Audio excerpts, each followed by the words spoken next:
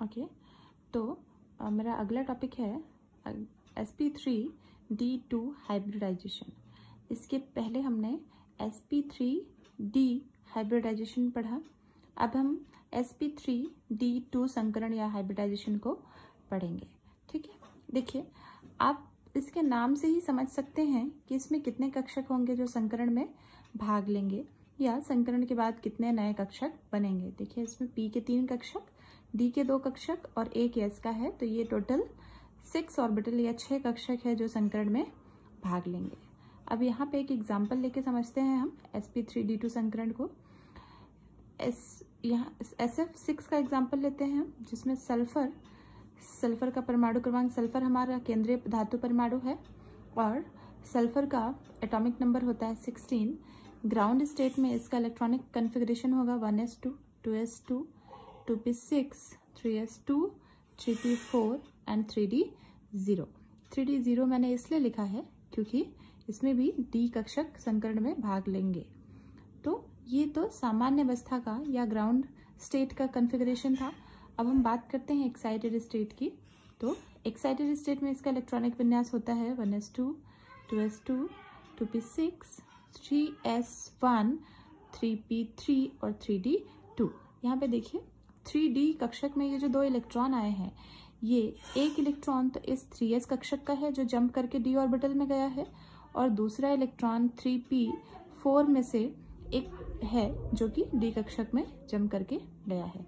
इस तरीके से 3s, 3p और 3d के 2 इन सभी कक्षकों में आप देखिए एक एक सिंगल इलेक्ट्रॉन है। तो इस सल्फर के ये 6 कक्षक आपस में संकरित होकर के अष्टफलकीय या ऑक्टाहेड्रल ज्यामिति को प्राप्त करते हैं, या ऑक्टाहेड्रल शेप बनाते हैं। ओके, तो ये देखिए इस तरीके से मैंने लिखा भी है यहाँ से sp3d2 हाइब्रिडाइजेशन। ये सल्फर के 6 sp3d2 संकरित कक्षक हैं। इन 6 संकरित कक्षक में से सल्फर हेक्साफ्लोराइड में जो 6 फ्लोरीन एटम हैं, क्योंकि फ्लोरीन के बाह्यतम कक्ष में एक सिंगल इलेक्ट्रॉन होता है, तो ये 6 फ्लोरीन अपने pz कक्षक के साथ जाकर के इन सल्फर के 6 sp3d2 संकरित कक्षकों के साथ ओवरलैप करते हैं या संकरित होते हैं, और इनकी अष्टफलकीय व्यवस्था में ओवरलैप होकर के अष्टफलकीय आकार को ग्रहण करते हैं। इसलिए सल्फर हेक्साफ्लोराइड का जो शेप होता है वो अष्टफलकीय होता है। त्रिविम में या स्पेस में ये ऑक्टाहेड्रल कॉन्फ़िगरेशन का होता है, ऑक्टाहेड्रल शेप का होता है, और इनके बीच जो एंगल होता है वो 90 डिग्री का है। इसके बाद एक हाइब्रिडाइजेशन और है sp3d3, जिसका एग्जाम्पल है IF7। एक और है जिसे हम dsp2 हाइब्रिडाइजेशन कहते हैं। dsp2 या dsp हाइब्रिडाइजेशन जो होता है, dsp2 संकरण की यदि हम बात करें तो ये मेटल कॉम्प्लेक्सेस में या जो संकुल होते हैं उनमें पाया जाता है। इसको हम अलग से पढ़ते हैं, इसलिए मैंने dsp2 संकरण को यहाँ पे नहीं डिस्कस किया। और IF7 एग्जाम्पल है sp3d3 संकरण का।